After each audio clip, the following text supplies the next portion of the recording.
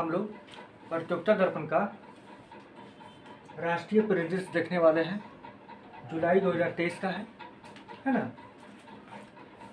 जैसा कि आप बॉक्स देख सकते हैं कि सैन्य महत्व के 928 उत्पादों का चौथी सकारात्मक स्वदेशी सूची को रक्षा मंत्रालय की मंजूरी।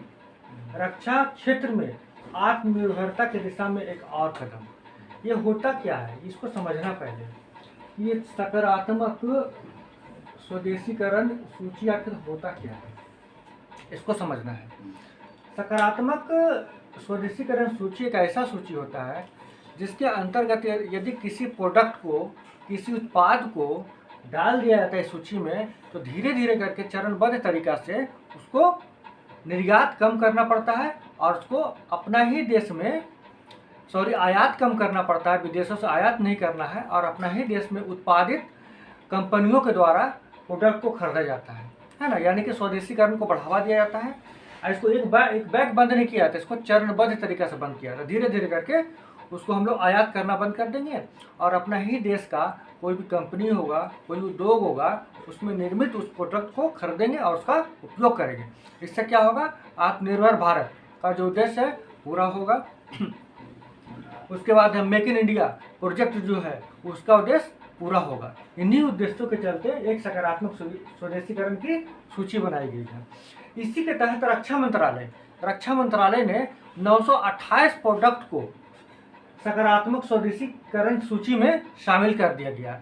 यानी कि मतलब क्या हो गया कि आपका चरणबद्ध तरीका से धीरे धीरे करके ये 928 उत्पाद जो रक्षा उत्पाद से संबंधित है उसको धीरे धीरे करके क्या करना है, उसका आयात बंद करना होगा, कम करना होगा और लास्ट में बंद कर देना होगा। और इन उत्पादों को अपना ही देश के उद्योगों से निर्मित, कंपनियों से निर्मित उत्पादों को खरीदना होगा, है ना। जिसमें से जैसे कि आप एग्जाम्पल के रूप में ले सकते हैं, सुखोई विमान जो है, लड़ाकू विमान जो सुखोई है, उसका जो कल पुर्जा होगा, उपकरण होगा, उसको डाल दिया गया किसमें, सकारात्मक स्वदेशीकरण सूची में। मतलब उसका प्रोडक्ट को अब धीरे धीरे करके क्या करना होगा, उसका आयात नहीं करना होगा और देश में निर्माण करना होगा और उसी को उसको फिर यूज करना होगा। उसी तरह जगुआर भी एक लड़ाकू विमान है, उसका प्रोडक्ट को, उसका HTT 40 वो HTT 40 क्या है, वो भी विमान है लेकिन प्रशिक्षण उड़ाने वाला विमान है। नहीं होता कोई नया कैंडिडेट है, उसको ट्रेनिंग देना है लड़ाकू जहाज उड़ाने का, तो वो HTT 40 के तहत दिया जाता है। तो बस यही बात है कि स्वदेशीकरण सूची होता क्या है, स्वदेशीकरण सूची है ना। उसका आगे लगा हुआ रहता सकारात्मक, है ना। इससे क्या होता है, स्वदेशीकरण को बढ़ावा मिलता है। स्वदेशीकरण को बढ़ावा, विदेशी आयात को कम करना, है ना। और क्या है, आत्मनिर्भर भारत के उद्देश्यों को पूरा करना। आत्मनिर्भर भारत के उद्देश्य को पूरा करना इसका मुख्य लक्ष्य है। ठीक है, तो बस यही है। 928 उत्पादों को सूची में डाल दिया गया है। अब उसको धीरे धीरे करके आयात कम करना है और अपने ही देश का में निर्मित उत्पादों का उपयोग करना है। ठीक है, आगे बढ़ते हैं।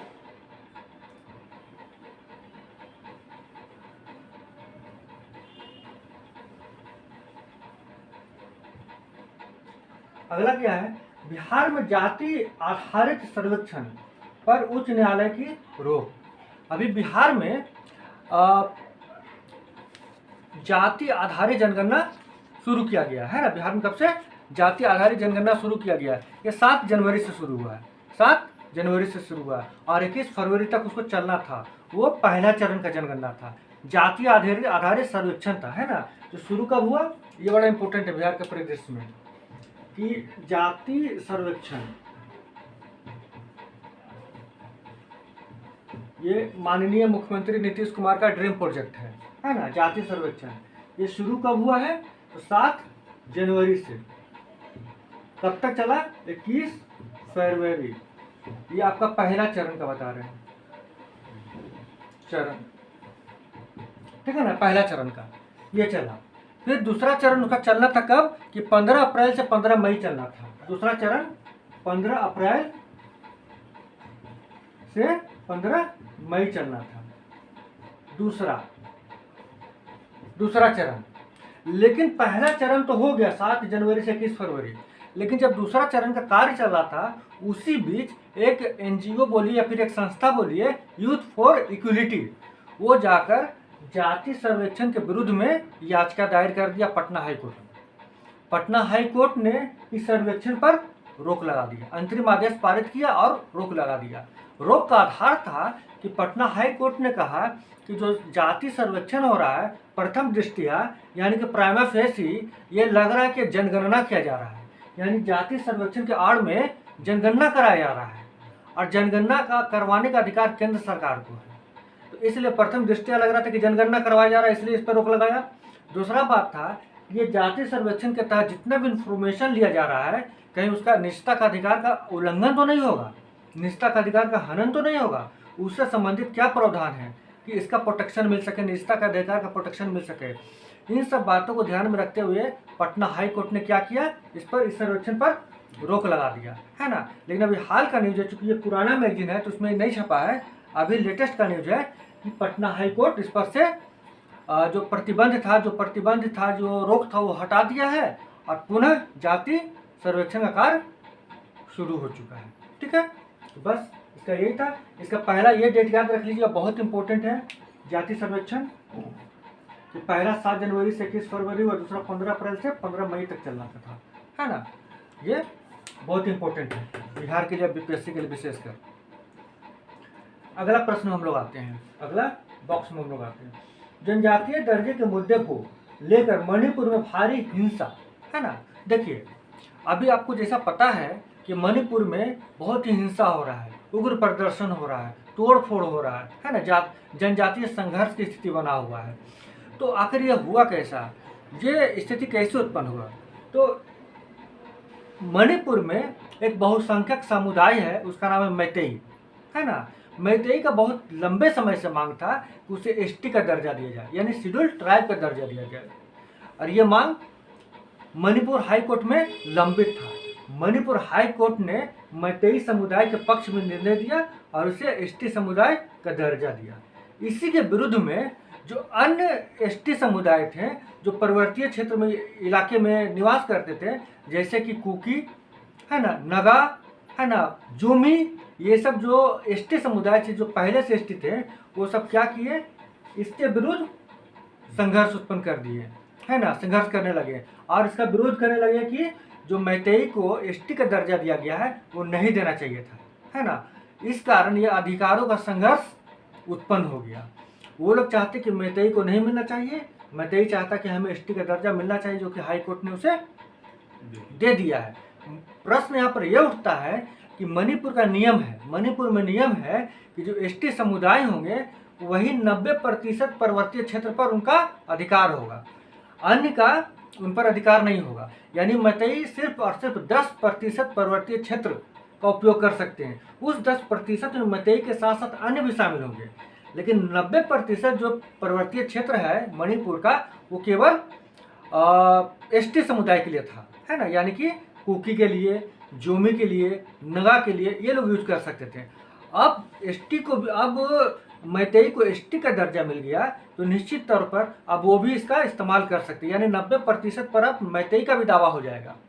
अब मैतेई पहले से ही बहुसंख्यक है ना, इससे क्या होगा, उनका पर्वतीय क्षेत्र में प्रवेश होगा और इसी अधिकार को वो बांटना नहीं चाह रहे हैं और ये अधिकारों के लिए संघर्ष वहाँ पर उत्पन्न हो गया है। उसी के लिए दंगा फसाद हो रहा है, सरकार इस पर काबू पाने का प्रयास कर रही है। ठीक है, तो यही मुद्दा था। सीडैक में स्थापित एआई सुपर कंप्यूटर एरावत का विश्व में 75वां स्थान। सीडैक का क्या हो गया कि आपका centre for development of advance computing, है ना, centre for development of advance technology, ये कंप्यूटिंग। इसमें क्या हुआ है कि 500 सुपर कंप्यूटर में से भारत का जो सीडेक है, जो पुणे में स्थापित है, उसका AI यानी कि आर्टिफिशियल इंटेलिजेंस सुपर कंप्यूटर को 75वां स्थान प्राप्त हुआ है। यानी वर्ल्ड का, पूरा विश्व का 500 सुपर कंप्यूटर में भारत का जो सुपर कंप्यूटर है, जिसका नाम एरावत है, उसको 75वां स्थान प्राप्त हुआ है। ये AI आधारित सुपर कंप्यूटर है जो सीडेक में स्थापित है। और सीडेक कहाँ है? ये पुणे में स्थापित है। ठीक है, क्लियर? आगे बढ़ते हैं। नया भारत की आकांक्षाओं के प्रतिबिंब व स्वतंत्र भारत में निर्मित नए संसद भवन का लोकार्पण, है ना। ये नए संसद भवन का क्या हुआ है? लोकार्पण हुआ है। ये बहुत इंपॉर्टेंट क्वेश्चन है, इसको हम लोग देख लेते हैं सही से।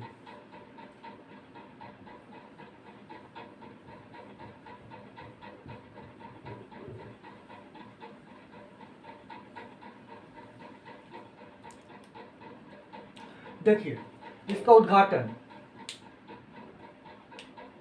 जो संसद बना है, नया संसद भवन बना है, पहले तो जान लीजिए ये प्रोजेक्ट विस्टा के तहत बना है ना। सेंट्रल विस्टा जिसको कहते हैं, सेंट्रल विस्टा, याद रखिए इस नाम को, सेंट्रल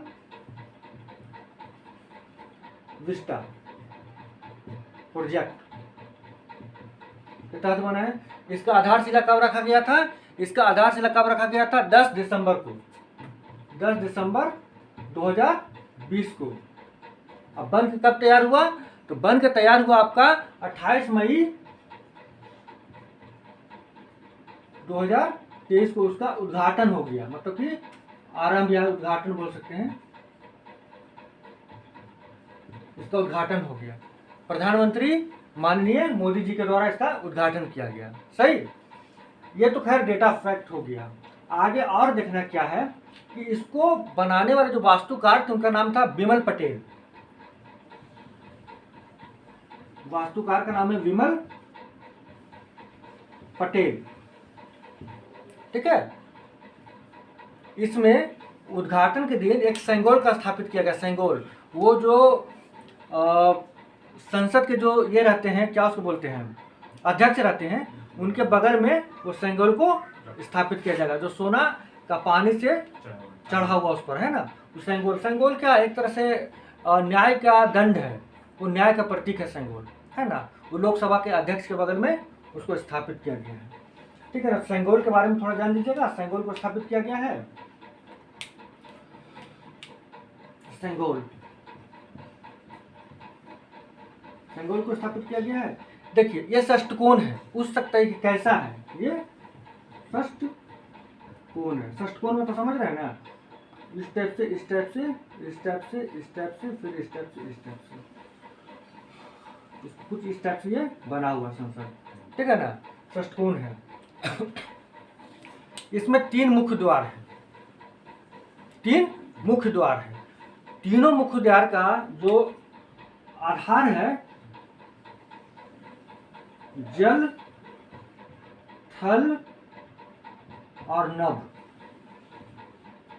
जल, थल और नभ, जो 3 द्वार है, 3 द्वार का ये आधार बनाया गया। 3 द्वार, और ये प्रतीक है, जल का प्रतीक है, थल का प्रतीक है और नभ का प्रतीक है ना। और 3 द्वार का नाम क्या है?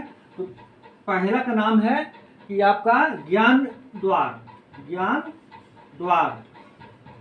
दूसरा का नाम है, पहला हो गया ज्ञान द्वार, दूसरा हो जाएगा आपका कर्म द्वार, कर्म द्वार। दूसरा हो जाएगा कर्म द्वार और तीसरा हो जाएगा शक्ति द्वार। ठीक है, तो ये नाम पूछ सकता, बड़ा इंपॉर्टेंट है। ज्ञान द्वार, कर्म द्वार और शक्ति द्वार, है ना। फिर लोकसभा में कुल कितना सीट है? लोकसभा में 888, टोटल 888 सीट है ना लोकसभा में। राज्यसभा में कितना है? 384 सीट है। टोटल कितना है, यानी कि जब संयुक्त बैठक होगा तो हॉल जो बना है, संयुक्त बैठक का जो हॉल बना है, तो सबको जोड़ दीजिए तो कितना आ जा रहा है? 8 4 12 1272 आ जाएगा। 1272 सीट है ना। और कुछ इंपॉर्टेंट अगर फैक्ट देखना तो ये देख सकते हैं कि जो लोकसभा है ना, उसका जो थीम है, भारत का राष्ट्रीय पक्षी कौन है? मोर है, तो मोर पर आधारित है। उसका थीम जो है ना, लोकसभा का थीम, वो राष्ट्रीय पक्षी मोर पर आधारित है।